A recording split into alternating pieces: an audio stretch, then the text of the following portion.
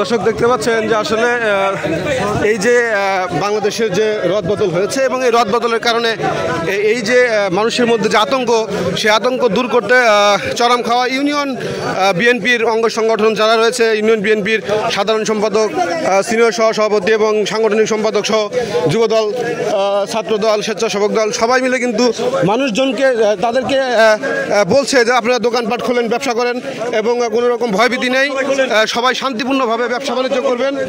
এবং এই কথাগুলো কিন্তু তারা মূলত এই যে সানন্দবাড়ি বাজার, এই সানন্দবাড়ি বাজারটি কিন্তু দেওয়ানগঞ্জ উপজেলার সবচেয়ে বড় একটি বাজার এবং এই বাজারের ব্যবসায়ী এবং যারা রয়েছে তাদেরকে কিন্তু তারা আশ্বস্ত করছে যে কোনো রকম ভয়ভীতি নেই এবং আপনারা দোকানপাট খোলেন, শান্তিপূর্ণভাবে ব্যবসা বাণিজ্য করবেন, এটি কিন্তু তারা বলছেন।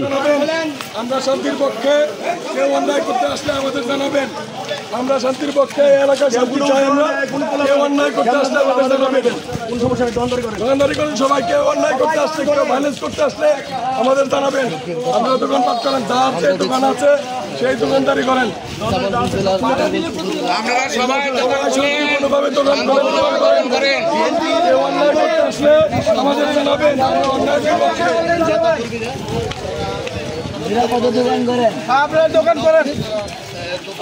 দেশের গণতন্ত্রকে পুনরুজ্জীবিত করার লক্ষ্যে, এদেশের অর্থনৈতিক উন্নয়নের লক্ষ্যে, এদেশের জনসাধারণের নিরাপত্তার লক্ষ্যে আমরা জাতীয়তাবাদী দল সবসময় দেশের জনগণের পাশে আছি। আর সেই সুবাদে আজকে আমাদের এই কার্যক্রম। আমরা গতকালও একটা বিশৃঙ্খল অবস্থার ভিতর ছিলাম। আজকে আমাদের সেই বৃহৎ সানন্দবাড়ি বাজার, এটা কালকে অরক্ষিত ছিল। আমরা রাত্রে শুনেছি এই বাজারের উপর কে হামলা করবে, আগুন ধরিয়ে দেবে, এটা করবে, এটা অত্যন্ত উদ্বিগ্নের বিষয়। যার ফলে আজকে আমরা জরুরি ভিত্তিতে দলীয় নেতৃবৃন্দ একত্রিত হয়ে আমরা সিদ্ধান্ত নিয়েছি এবং সমস্ত দোকানপাটকে আমরা জানিয়ে দিয়েছি আপনারা নির্বিঘ্নে দোকানদারি করবেন এবং খুলবেন যথারীতি। যদি কেউ এরপরে হামলা করতে আসে আমরা সেটা কঠোর হস্তে দমন করব, সেটা এদেশের জনসাধারণকে নিয়েই আমরা দমন করব।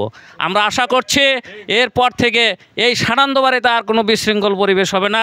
আমরা শান্ত শিষ্টভাবে থাকব। আগামী নির্বাচন পর্যন্ত আমরা ধৈর্যের সাথে সমস্ত কিছু মোকাবিলা করব।